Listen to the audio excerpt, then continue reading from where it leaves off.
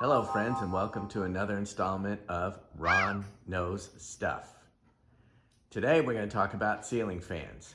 This ceiling fan is on high, and as you can tell, it's not spinning very fast. It means there's like a capacitor or a speed regulator that's in there broken. Well, we can't fix that. The only way to fix it is to replace it. So that's why we have this one.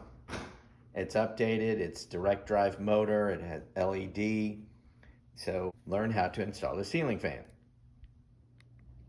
So here's the instruction manual. These are the screws to mount this plate up if needed. Wire nuts to connect everything, the electricity. Down rod, go in here. You want to make sure you put your cap on. This will go in here.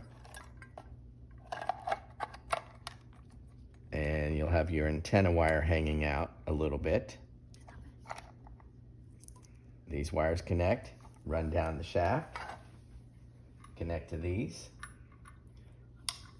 That shaft goes into here. Now we're gonna use the one that we already have because it's 36 inches long. This is only like 8. And this is universal across most fans. I've not seen one fit differently. Of course, before you put the shaft in, you gotta put your cap on so that the shaft goes through it. Just move it out of the way. This is a unique fan. So I got to take these screws out to take the housing off to attach the blades. So there's that. Here's the light kit that will go onto here eventually. This is the remote. A lot of the remotes have little program toggles, but we have the instructions to go with that. And once we put the weights on, if we need to, or the blades on, there is a balancing kit that comes with it as well. So that's a quick rundown of the parts. Now I'm gonna go turn off the breaker.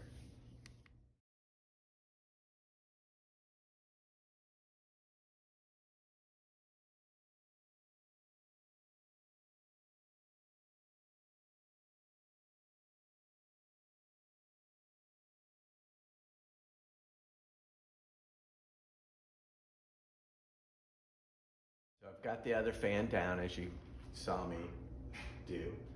And now I'm comparing the bracket that's up there, that I left up there.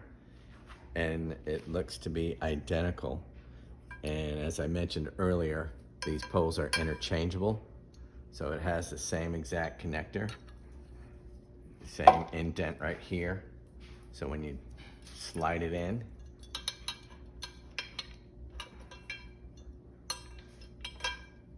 you spin it until you hear it click and lock in. So now that holds it in place better, so it doesn't torque. So now I have to just fish the wire, build the fan. This ceiling fan came with a bunch of different wiring harnesses. So what's nice is that you plug them all in to get the length that you want. So that's the original wiring. I plugged in a 24-inch length and then an 18-inch length. And then once I feed them through the pole, they'll plug into this. Makes the wiring kind of easy. Just plug it right in, and then there's your neutral and your hot and your ground that plugs in right up top. So that's real easy. Because there's so many wires have to go through the pole, I'm going to just tighten them up a little bit with electrical tape every so often, just to keep the bundle nice and tight. I'm going to make sure that these connections stay good and tight as well, so I'll probably wrap them with the tape, and then I'll snake it through using my snake. And then one of the great things, it has the pole screws in, so when it screws in, the wires are going to twist inside of it. So I'm going to have Mrs. Nose hold the wires tight so that they spin less. So I won't bore you with that.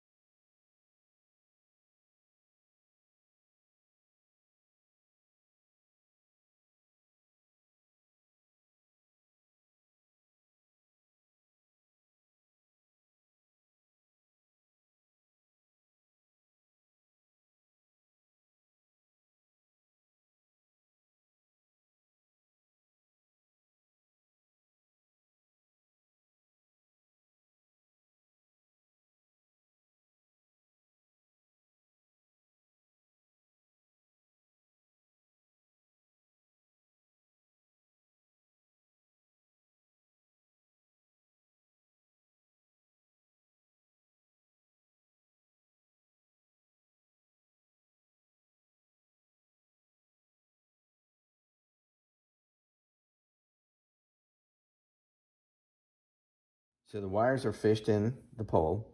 I did not put tape around the connectors because I didn't want to accidentally push on this connector, which would cause it to open up in here. When you put the cotter pin in, sometimes you have to jiggle the wires from the top, like that, so that when you're down here, you can get the pin through. Sometimes you have to take a screwdriver and go from the other side to move the wires out of the way. But once you got the pin in, it's relatively easy. Then you just tighten the set screws. This one has two of them. You might have noticed that I didn't forget to put on the caps. There. Now that pole is not going to go anywhere. All right. Now I'm going to do the blades.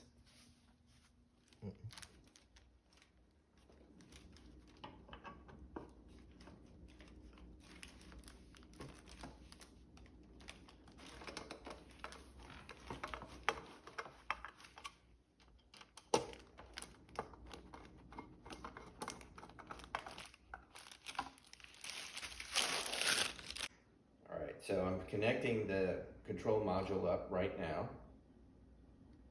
It'll be easier to do at level instead of up top there. I've already pre-constructed all the blades, so that's ready.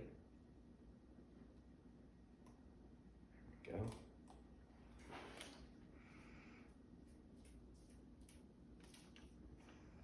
All right, and I've been double checking these connections just to make sure they're good. So up we go. You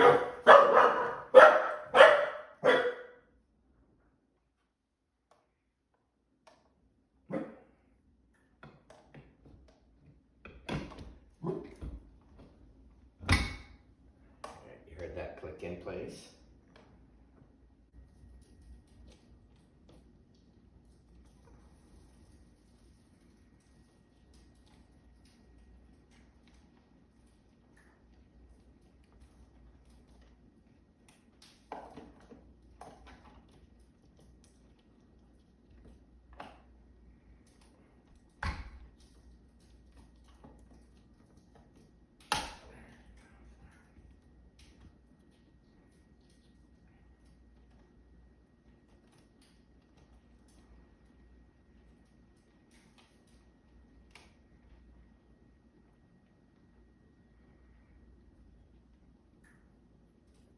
What are you doing? Now I'm connecting all the wires. The ground I'm doing first, just because.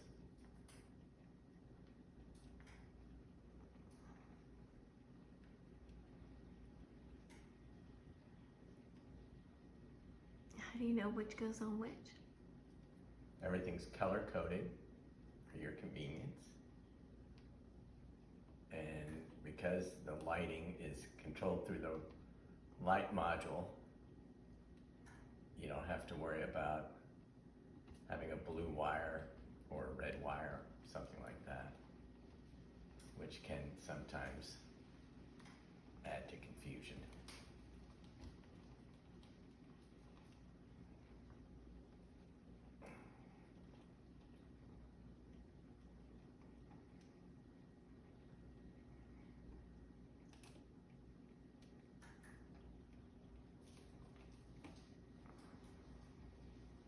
And it's just white with white, black with black.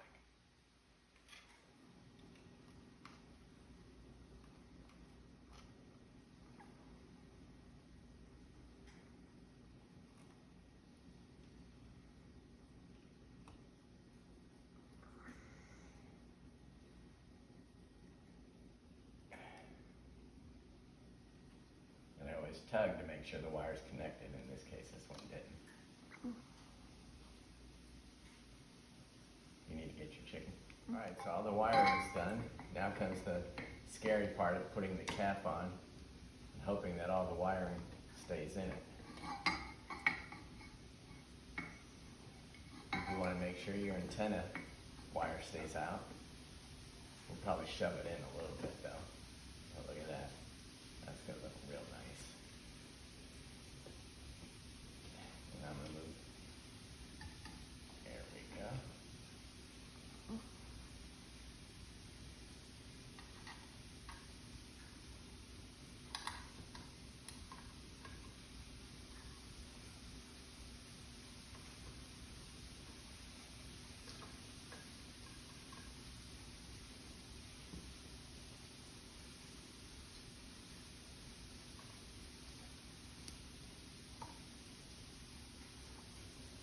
I think Mrs. knows we had this antenna wire to the back of the house. You don't really see it.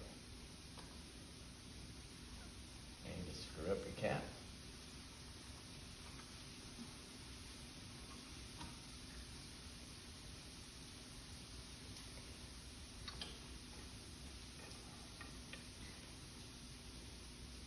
What's that?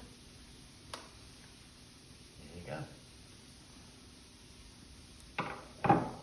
Just put the little trim piece on top of the other trim piece. You check for fingerprints and whatnot, because you want it nice and clean so that you don't have to come back up. What you do now is plug in the light kit and just turn it on. You can turn it on without the fans just to make sure everything's fine, because you don't want to button it up until you know everything's going to be good. So I'll turn the power back on to do that, obviously.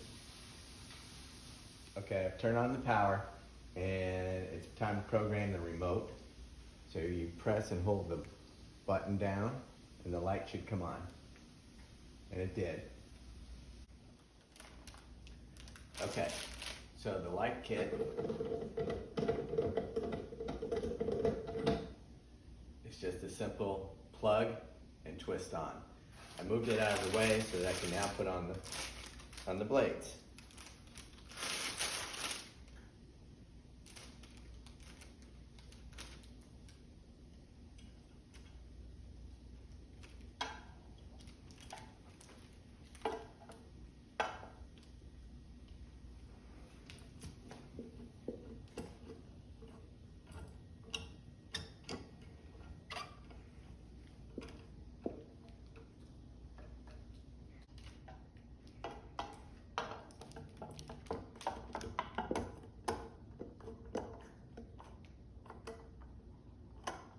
So to get the elusive third blade on, you don't torque these all down. I made the mistake of once I got one blade in, I tightened that one blade up. What you have to do is have all the blades loose but on, and then go back and torque each one down, which is what I'm doing right now. If you forget where you started, you just count how many you've done, because there's 6 of them. I've done 4, 5, and 6. Okay.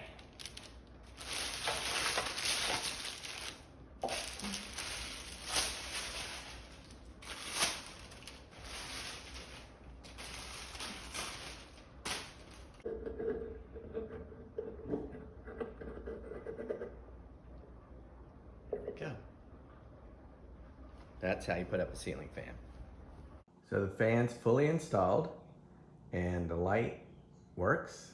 I have it on dim so it doesn't blind you. And let's put it on high speed and see the difference. Oh, I've got it on reverse.